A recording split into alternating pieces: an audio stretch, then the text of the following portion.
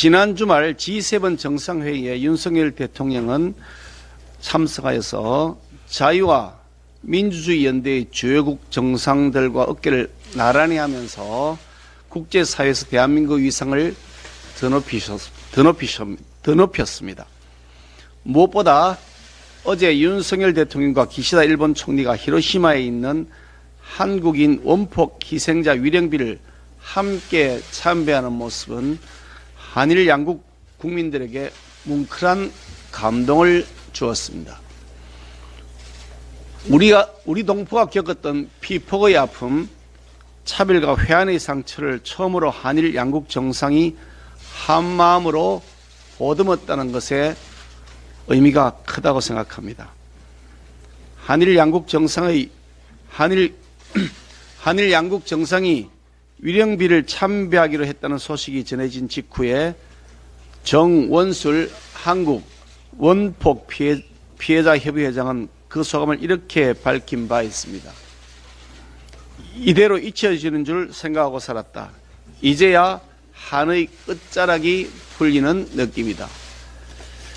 원포로 눈을 잃은 일본 야구의 전설 장훈 전 선수도 인터뷰를 통해 감사를 따름이라며 마음을 전한 바가 있습니다.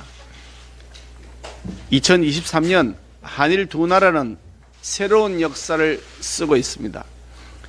장기간 단절됐던 한일 관계가 우리 대통령의 통 큰 결단으로 정상화를 이루고 셔틀 외교도 복원되자 안보 협력, 경제 협력은 물론이고 78년간 그늘 속에 외면받고 있었던 제일교포의 아픔까지 양국이 함께 위로하는 감동 드라마도 이루어지는 것입니다. 또한 한미일 3국 정상회담으로 안보 경제의 협력을 확인해서 3국 간 전략적 공조를 보다 강화하고 협력을 심화한 것도 의미가 크다고 하겠습니다. 외교가 국내 정치의 도구였던 지난 정권의 짝퉁 외교와는 격이 다른 명품 외교가 이어지고 있는 것입니다. 이렇게 정상화되는 한일 관계, 한미일 3국 관계로 인해 대통령 지지율이 올라가게 되자 민주당은 다급한 탓인지 대통령의 외교 행보를 두고 닥치고 비난의 혈안입니다. 민주당은 있는 대로 보고 듣는 것이 아니라 보고 싶은 대로만 보고 듣고 싶은 대로만 듣는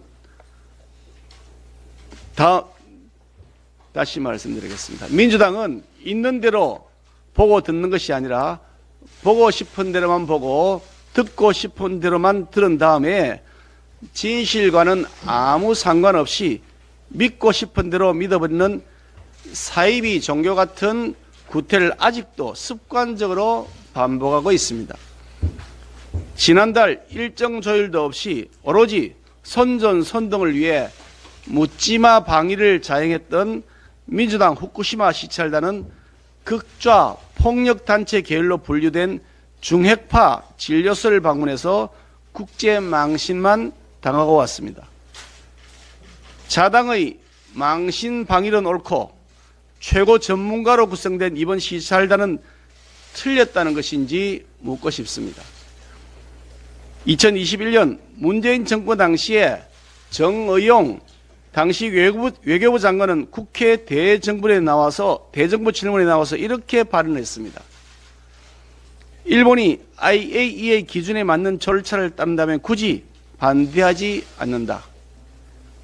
자당의 집권 시절은 괜찮다고 하고 지금은 무조건 안 된다는 민주당의 모습이 적나라하게 드러납니다.